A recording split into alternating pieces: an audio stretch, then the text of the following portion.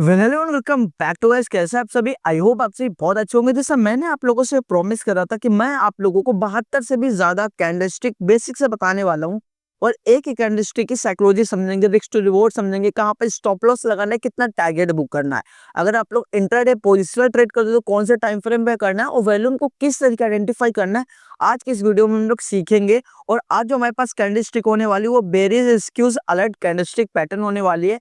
जिन लोगों को कैंडलस्टिक के बारे में पता है बहुत अच्छी बात है, लेकिन जिन लोगों को नहीं पता आप लोग इतना समझ लेना कि कैंडलस्टिक एक तरीके से मार्केट की भाषा होती है जो हम लोगों को समझने में हेल्प करती है कि भी मार्केट का मूड कैसा है, यहाँ से बाइंग आ सकती है या सेलिंग आ सकती है या फिर मार्केट अभी एक ही रेंज में फंसी रहेगी।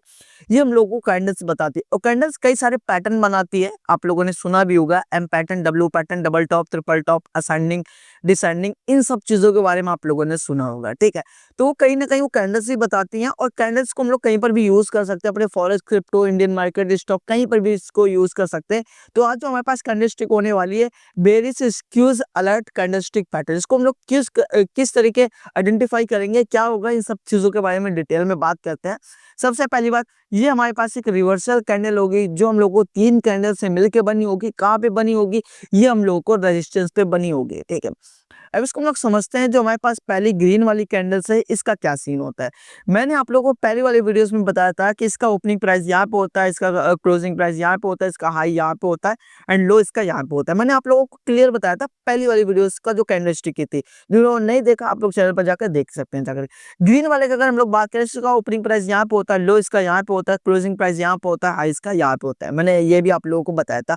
तो आप लोग देख सकते हैं ग्रीन कैंडल्स का लो और रेड कैंडल का लो जस्ट अपोजिट होता है और यहाँ पे इसका हाई भी अपोजिट होता है। मतलब आप लोग ये समझ लेना, ग्रीन कैंडल रेड कैंडल की, रेड कैंडल ग्रीन कैंडल की एक दूसरे को दोनों अपोजिट कैंडल होती है। ठीक है, अब इतना समझ चुके हैं। अब हम लोग ये समझते हैं कि किस तरीके आइडेंटिफाई होगी। ये 3 कैंडल से मिली होगी, कई रेजिस्टेंस पे हम लोगों को देखने के लिए मिलेगी। अब इसको हम लोग एक एग्जांपल के थ्रू से समझते हैं तो आप लोगों को चीजें ज्यादा क्लियर होंगी। और इसमें एक कैंडल हम लोगों को नई और देखने के लिए मिलेगी। कौन सी कैंडल होगी?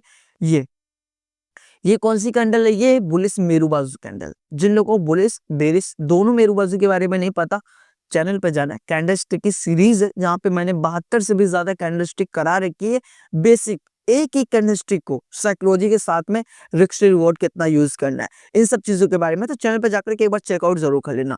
तो यहाँ पे मैंने आप लोगों को बताया कि इसमें कोई विक्स नहीं होती, एक लंबी बुलिश कैंडल होती है जिसको हम लोग मेरू बाजू बोलते हैं। मेरू बाजू क्या गलतियां आप लोग करते होगे ट्रेड लेते टाइम, ये भी मैंने आप लोगों को उस वीडियो में बताया, तो आप लोग जाकर के देख सकते हैं जाकर के। ठीक है, तो अभी हम लोग ये समझते हैं कि क्या सीन होता है। इसको एक एग्जांपल के थ्रू से समझते हैं। ये एक बिटकॉइन का चार्ट है जो कि 15 मिनट का चार्ट है। ठीक है, अभी हम लोग ये समझते हैं कि पहले इसके टेक्निकल्स के बारे में बात करेंगे, फिर इसके लॉजिक के बारे में बात करेंगे, फिर इसके साइकोलॉजी के बारे में बात करेंगे।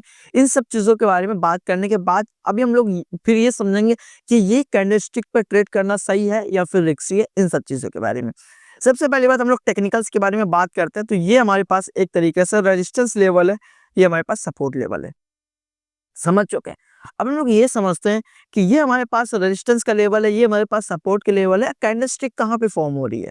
आप लोग थोड़ा सा वीडियो पॉज करना और आप लोग ये देखना कि कैंडलस्टिक कहाँ पे फॉर्म हो रही है। जिन लोगों को पता हो गया अच्छी बात है, जिन लोगों को नहीं पता आप लोग ये इस वाले एरिया पे देखना, इस वाले एरिया पे। क्योंकि जो हमारे पास पहली वाली कैंडल्स, जैसे मैंने अभी आप लोगों को बताया कि पहली वाली जो कैंडल्स होगी यहाँ पे इस वाले एरिया पे आप लोग देखना, पहली वाली कैंडल हम लोग को ग्रीन कैंडल देखने के लिए मिलेगी और दूसरी वाली कैंडल्स को मतलब पहली वाली कैंडल्स जो होगी दूसरी वाली कैंडल्स को इंगल्फ कर रही होगी, दूसरी वाली कैंडल्स होगी तीसरी वाली कैंडल्स को इंगल्फ कर रही होगी। इंगल्फ मतलब ये कि निगल रही होगी या फिर अपने बॉडी में उसको, मतलब अगर इसकी बॉडी है यहाँ तक तो दूसरी वाली कैंडल्स को यहाँ तक, मतलब इसकी बॉडी का जो हाई और लो इसको तोड़ ही नहीं पाएगी। एक तरीके से आप लोग ये भी समझ सकते हैं। ठीक है, तो इंगल्फ कर रही होगी। तो अभी हम लोग ये समझते हैं आखिरी वाले एग्जाम्पल में कि भाई इसमें क्या इंगल्फ कर रही है। आप लोग यहाँ पे इस वाले एरिया पे देखना। ठीक है, पहली वाली दूसरी वाली को इंगल्फ कर रही है और दूसरी वाली तीसरी वाली क्या इंगल्फ कर रही है? हाँ कर रही है, बिल्कुल कर रही है। क्योंकि यहाँ पे हम लोग ये देख सकते हैं कि इसका इस कैंडल का इस कैंडल का, अभी हम लोग ये समझते हैं थोड़ी सी इसकी साइकोलॉजी के बारे में कि यहाँ पे बायर्स और सेलर्स का क्यों आउट हुए और क्या रीजन था। ठीक है, अभी हम लोग ये समझते हैं। यहाँ पे हमारे पास रेजिस्टेंस लेवल, मार्केट आई, सपोर्ट के बाद में फिर से यहाँ पे गई। अब यहाँ पे बायर्स और सेलर्स की क्या साइकोलॉजी थी? यहाँ पे ये साइकोलॉजी थी कि यहाँ पे जो सेलर्स लोग थे या सॉरी यहाँ पे जो बायर्स लोग थे, इस वाली कैंडल्स के बाद में अब कुछ लोगों ने कुछ लोगों को ये लगा कि ये इस वाली कैंडल ऊपर जा चुकी है, तो यहाँ पे कुछ लोग अपनी पोजीशन बनाएंगे, यहाँ पे बायर्स लोग इन्वाइट हुए। लेकिन जैसे ही ये वाली कैंडल फॉर्मेशन हुई, यहाँ पे जो लोग यूज करे होंगे अपना स्टॉप लॉस, वो पूरी तरीके से खत्म हो गया। मतलब जो लोग ट्रेलिंग स्टॉप लॉस यूज करे होंगे, वो लोग मार्केट से बाहर हो गए। बाहर होने के बाद में जैसे ही तीसरी वाली कैंडल हुई, तो यहाँ पे जो इस वाले एरिया पे कुछ अपना स्टॉप लॉस यूज कर रहे होंगे, जो भी ट्रेलिंग स्टॉप लॉस यूज कर रहे होंगे, तो इस वाली एरिया से भी बाहर निकल के कुछ तो इसके बाद में हम लोगों ने क्या देखा कि यहाँ पे जो बायर्स लोग हैं, इस वाली कैंडल्स के बाद में अब यहाँ से काफी ज्यादा पेनिंग में आ जाएंगे। और हम लोगों को ये देखने को मिल रहा है कि यहाँ पे एक ट्रायंगल भी बना रहा है, जो कि हम लोगों को क्लियर समझ में आ रहा है यहाँ पे। तो अब हम लोग क्या करेंगे, इसके ऊपर का जस्ट स्टॉप लॉस रखेंगे, और टारगेट जो हम लोगों को रखना है, या फिर रिस्क टू रिवॉर्ड आप लोग बोल सकते हैं, रिस्क टू रिवॉर्ड आप लोग बोल सकते हैं, वो 1:2 रखना है। क्योंकि फ्यूचर में आप लोग क्वांटिटी 10,000, 20,000, 50,000 जितना आप लोगों के पास कैपिटल होगा बढ़ा सकते हो। लेकिन स्टार्टिंग में अगर आप लोग बिगिनर हो, कैंडलस्टिक को समझ के कर रहे हो, तो वहां पे आप लोग सिंगल लॉट से करना है। सिर्फ सिंगल लॉट, मैं बोल रहा हूँ, बार बार बोलूंगा, सिंगल लॉट। क्योंकि आप लोग बड़ी क्वांटिटी से जाओगे तो आप लोगों को 101% लॉस होगा। तो अभी आप लोग स्टार्टिंग में सिर्फ सिंगल लॉट से करना, रिस्क टू रिवॉर्ड आप लोगों को रखना है, वो 1:2 रखना है, ठीक है। इससे ज्यादा आप लोग बिल्कुल भी मत रखना, क्योंकि फ्यूचर में आप लोग सब चीजें एड ऑन कर सकते हो, आप लोगों को उससे ज्यादा मिलेगा।